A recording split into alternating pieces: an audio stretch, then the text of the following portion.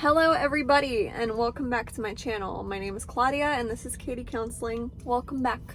So today I wanted to discuss the interview process to get a job after graduate school. I'm very excited to start this, series of things that I actually wrote down 20 different videos. I'm excited. We're gonna get it started. I think that you guys will enjoy these topics. I've had a little time to reflect on many things because I'm not constantly doing homework and all these, going to internship and running around. So now I have an idea of what the audience wants from me via the comments you guys leave me and the messages that I get in my DMs. But for today, I would like to kind of go over my experience of how the heck I got a placement, I got a job, how I was gonna get hired at the internship site, and more. But before I get started, follow me at Katie Counseling on Instagram, DM me on there if you guys have any questions. And I do have a question for you guys. Do you think that if I did a consulting situation, that would work? I think that there's so many people with so many questions and there's so many follow-ups. I would think it would be almost easier to do a Zoom or a phone call and get all that information out in one stretch and have it be more individualized. So let me know what you guys think about that. I would love to know your feedback down in the comments here. All right, y'all. So I actually did get a little update from the state. They're not processing me until next month, and I have until, so right now it's October. So they said between November 2nd and November 22nd, I should get something back from them, a correspondence. So I guess we wait. The way that they work is they work in weeks, but only work weeks. I didn't know that. They're 4 to 6 weeks. So I was okay, 4 to 6 weeks. But no, it's 4 to 6 weeks excluding the weekends. So for anybody that's doing this in Florida, good luck. But let's get into the interview process that I promised, okay? So I was getting this was the last 2 months of internship, and I don't know if you guys, but I had this energy to be oh my god, when I'm done I'm gonna hop right in, and that's what I'm trying to do right now. But I had this energy about me where I went to 2 different interviews, and then the third one was kind of an interview, but it was kind of informal. But I'll tell you about the 2 that were me seeking people out, and then I'll tell you about the one that I did at my site where I was at. So, let's see. One of those interviews I literally seeked out on my own. I found this person online. I talked to this person to be my supervisor before I even started my internship, and they were yeah, we don't do that here. I don't do that here, but once you graduate, call me. So I was graduating and I called, it's a woman. I called her and I was okay, can we talk? And she's yeah, come to my office. So I went to her office, and pretty much what she said is, if you need guidance, if you need a state supervisor, I can be that, but you can't really make money here with me because I don't put interns under my insurance.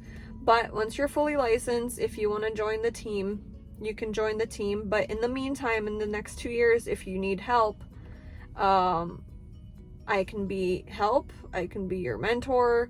I can even be your supervisor on paper. And if you want to do sessions with people here, I would have to sit in the room. And I was oh my gosh, that was, I get why people do that because it's their license and their liability. But that was one of the things that at my internship, at the beginning of it, when I had to do that, I just was not authentic. I couldn't do my thing. I would just overthink every word that was coming out of my mouth. It's just not for me. But honestly, depending on how these places work, because every private practice is different, I will consider looking into that, because the benefit of, I guess this is what I learned, I might be wrong. If I'm wrong, correct me. The benefit of like joining, like there's like a couple of therapists in that office and they are all paneled on insurance.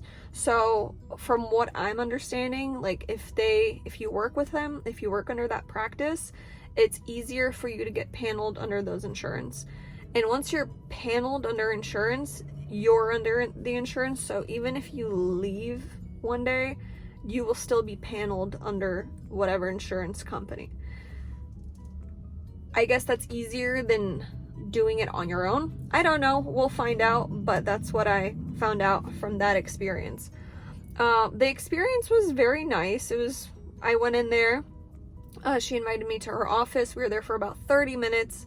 She told me what she does, how she does, what her deal is, how much she works, that I can make a lot of money if I want to make a lot of money, that she is able to help me, this and that. And I was like, okay, cool, like, love it. I wish I could start right now. I would come here right now. But since you don't put any interns under your insurance, I understand that. It's your liability. You don't want to play games. So we left it at that. I touch base with her once in a while. I still don't have my license number, my registered intern number. So there's nothing really to update this particular person, but it's somebody that I can like ask questions to. And I don't know, they're just a very kind individual that wants to help me. So I love it. But yeah, the interview was easy, simple. She asked me like what kind of therapy I like to do, what I want to learn. She told me that EMDR is like popping right now, and that's kind of like what I want to learn. I want to get trained in. And she said, if you have that, and I worked with substance abuse. I have a year of experience. I have experience with group therapy, which a lot of therapists don't, because a lot of therapists, even when they're in school or post-grad, they don't work in systems, right? They don't work in like treatment centers. So she really liked my experience there. She liked that I work with trauma. She liked that I know how to do group work. This and that, right? So I was like, oh, cool. So like I'd be an asset because a lot of people don't have this background.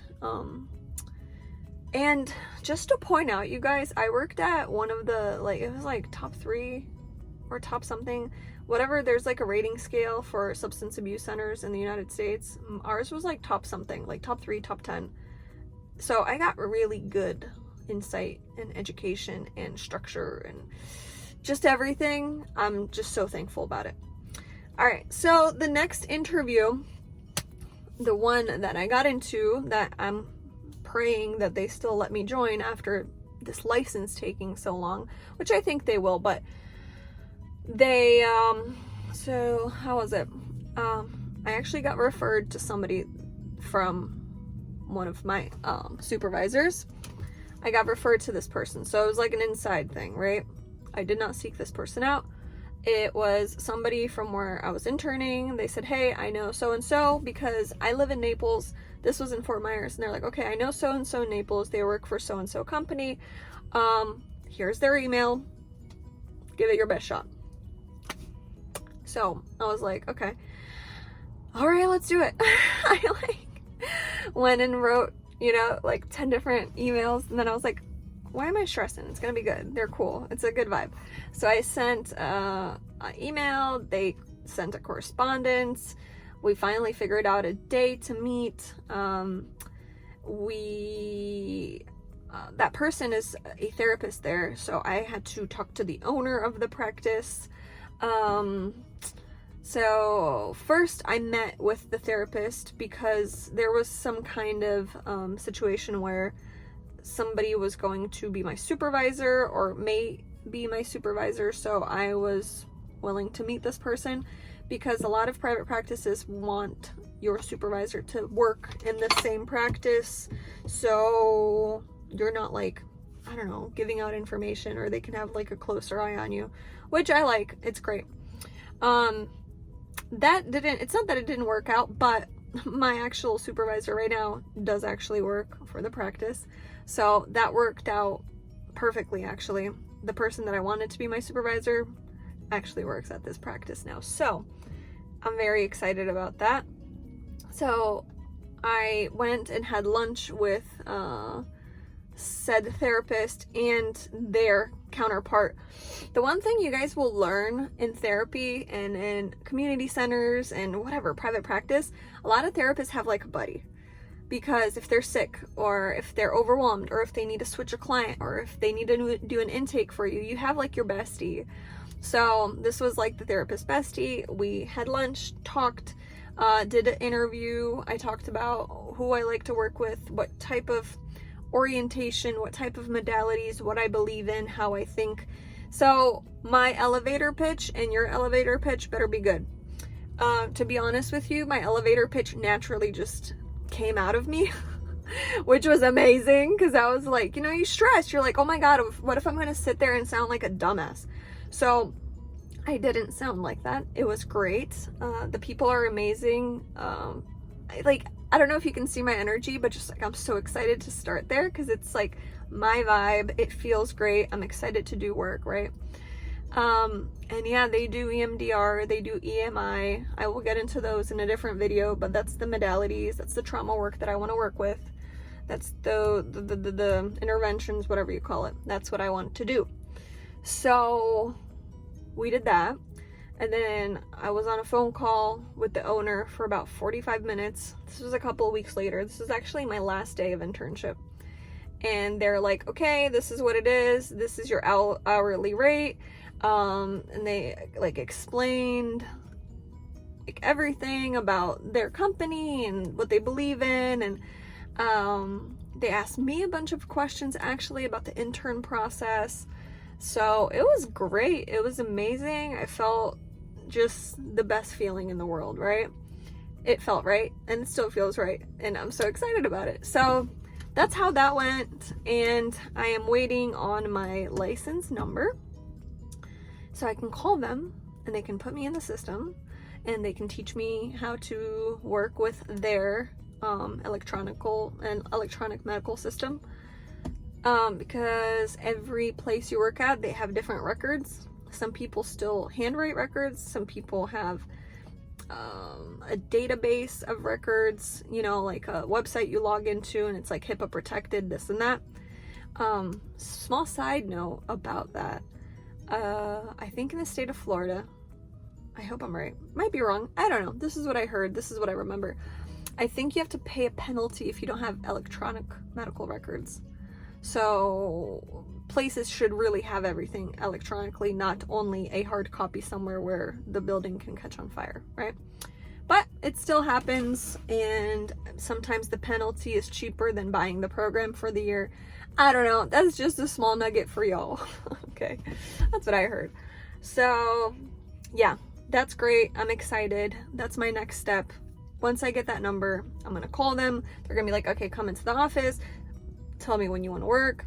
This is how you submit your notes. This is how you look at your clients' profiles, yada yada. So the third one was the place where I interned at. So the person that runs the whole program, they came in to do a meeting with everybody that was working at intensive outpatient. Where I was at IOP, intensive outpatient, which is the part of the program for substance abuse and addiction that you choose to go to after your 30 to 45 days at inpatient rehab facility. Meaning, you know, when you guys hear rehab where everybody's there and they can't leave, that after that is IOP, intensive outpatient. Or there's a thing called, what is this called?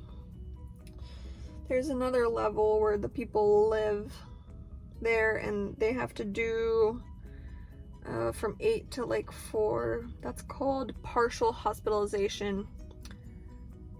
Hold on.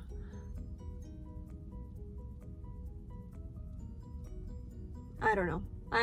It's a alphabet soup, but so they were opening up a new program where I was at, and I think they still are. And this is what I always talk about, is where I could go and work like a 8 to 4 Monday through Friday joint and get paid an hour and do group therapy and individual therapy. But pretty much my point is, one of those positions was about to open up, and the person that runs the program came in, told us about it, because a lot of the group therapy that intensive outpatient did, PHP was going to join, and it was going to be like a different thing where we would sometimes have these patients, and I was asked, would you like to join that? Do you want to be one of the therapists for the PHP? Because that would be perfect for me, because I wanted to work during the day, 8 to 4, but like I told you guys, the money wasn't really there for me, and the schedule, it's good if that's all I was gonna do, but if that's all that I was gonna do, it wasn't gonna pay my bills. And it wasn't that far from my bills, but it was definitely going to be taking a cut in pay and a lot of travel time again, and a lot of miles on my car, 5 days a week, traveling 30 miles there, 30 miles back. So that's still kind of sort of an option if I really wanted or needed to have a job, because I love that company and I would definitely go work for them, and I think that they do great things, and I really am good at that type of therapy, and I like facilitating group therapy, and I like facilitating psychoed and having my own patients, because it mixes your day up. It's fun. But it's so far away. If it was right here, right next to my house, I would literally already be doing like a part-time thing, because as a facility, I don't know what the rules are. I'm allowed to work with my master's without the registered intern number under whatever rules they have. But it's a little too far away for me. So we shall see. But I hope that helped give you an idea about the therapy secrets, or like, you know, I don't know, I don't see a lot of people talking about this, how their experience was, how they got an interview, what it felt like, what the communication was really like, and how it is to be a, you know, intern and trying to get into the workplace. So if you guys have any questions, DM me, or please just leave some comments down below, because if you guys leave comments under these videos, everybody that watches the video is able to kind of refer to the comments and learn more about the subject. So until next time, I will see you guys. Bye bye.